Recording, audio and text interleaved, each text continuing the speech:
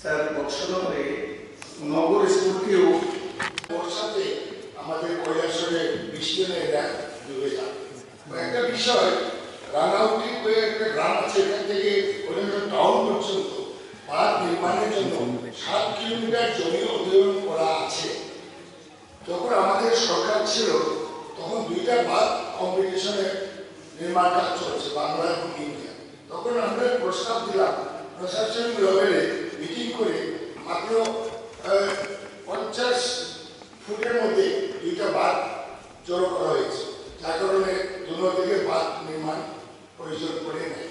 কিন্তু এবার দেখা যাচ্ছে বাংলাদেশের দিকে বিশাল উচ্চতা করে বাঁধ নির্মাণ চলছে, আর আমাদের এদিকে যে পুরানো 40 বছর আগে যে বাঁধটা একটা মেনটেন্যান্স পর্যন্ত হয়নি এবং নিচেও আছে। এটা মাননীয় মুখ্যমন্ত্রীকে আমি অনুরোধ করছি, এটা ইমিডিয়েটলি একটা জরুরি ভিত্তিতে ইনকোয়ারি করে এটা ব্যবস্থা নেওয়া দরকার। ধন্যবাদ। নিশ্চয়ই সেই বিষয়গুলো পরবর্তী সদস্য মাননীয় শ্রী কল্যাণ শুভোদয়। প্রজেক্টের কাজ চলছে, বিশালগড় হায়ার সেকেন্ডারি স্কুলও চলছে। আর বক্সনগরের বিষয়ে মাননীয় বিধায়ককে আমি বলবো আমাকে কোনো কনস্ট্রাকশন করার ছিলেন, যদি নাও থাকে দয়া করে যদি ওই স্কুলটাকে কনস্ট্রাকশনের উপর একটু চিন্তা করে। বিধায়ক যে বিষয়টা এনেছেন আমি বিষয়টাতে খবর দেবো। জাস্ট আপনি বলবেন তেমন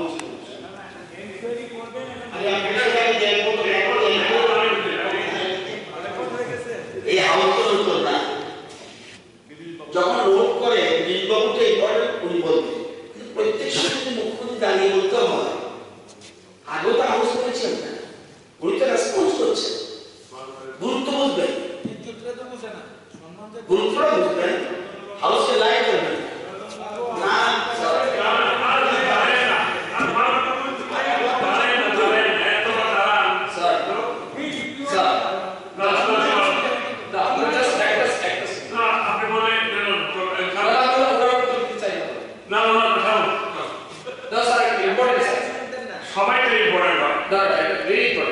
আমি অনারেবল যদিও এটা আমার আমি মন্ত্রী হিসেবে পারি না, তবুও এটা যেহেতু আমি একে ডিস্ট্রিক্টে অনারেবল এমএলএ বিরোধী ইসলাম মহোদয় যে বিষয়টা হয়েছে এটা সত্যি খুব প্রাসঙ্গিক আমার মনে হয়।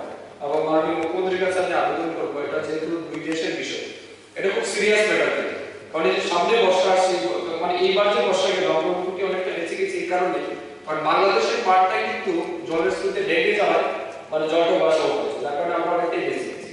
কিন্তু এটা প্রত্যেক বছর একটা সমস্যা থাকে। আরেকটা বিষয় হচ্ছে একটা পার্ট এখানে এখনো আনফেন্স আছে, তো সর্বদাই কি হয় বাংলাদেশ থেকে কিছু লোক ঢুকে এখান থেকে গরু চুরি করে অন্যান্য মানে ইলিগাল অ্যাক্টিভিটিসের সাথে যুক্ত থাকে। তো মাননীয় মুখ্যমন্ত্রীর কাছে আমি আবেদন রাখবো বিষয়টাকে খুব গুরুত্ব দিয়ে এটা দেখা উচিত এবং আমাদের সুরক্ষার সাথে এটাকে খুব সিরিয়াসলি নেওয়া উচিত। বিশালগড়ে আমার কাছে লিস্ট অফ অনগোয়িং প্রজেক্ট